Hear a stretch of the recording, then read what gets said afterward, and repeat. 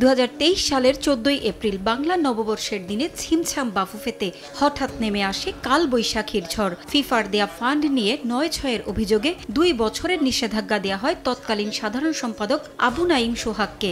বাফুফেকে দেয়া টাকার হিসাবে মিথ্যা তথ্য দেয়ায় সে সময় তাকে এই শাস্তি দেয়া হয়েছিল। দুর্নীতির কালো থাবা থেকে বেরিয়ে আসার চেষ্টায় থাকা বাফুফেতে এবার নেমে এলো আরও বড় শাস্তির খড়গ। সোহাগ কাণ্ডের পর আর্থিক বিষয়াদি নিয়ে তদন্ত চলমান রেখেছিল ফুটবলের সর্বোচ্চ নিয়ন্ত্রক সংস্থা ফিফা।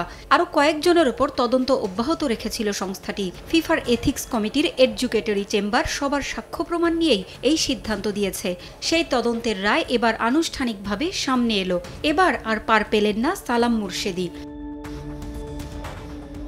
বাংলাদেশের সাবেক ফুটবলার ও বাফুফের সিনিয়র সহসভাপতি আব্দুস সালাম মুর্শেদি বাফুফের ফিন্যান্স কমিটিরও চেয়ারম্যান। আর্থিক অসঙ্গতি ও ফিফার কমপ্লায়েন্স সঠিকভাবে ব্যবহার করতে না পারায় তাকে 10,000 সুইস ফ্রাঁ বা 13 লাখ টাকা জরিমানা করেছে ফিফা।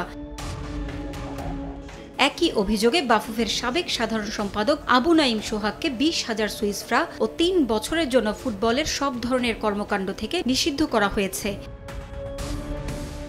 বাফুফের সাবেক প্রধান অর্থ কর্মকর্তা আবু হোসেন ও সাবেক প্রধান পরিচালন কর্মকর্তা মিজানুর রহমান দুজনকেই 10,000 সুইস ফ্রাঁ ও 2 বছরের জন্য নিষিদ্ধ করা হয়েছে। সোহাগ কাণ্ডের পর ফুটবল ফেডারেশনের দায়িত্ব থেকে অব্যাহতি দেওয়া হয়েছিল দুজনকেই।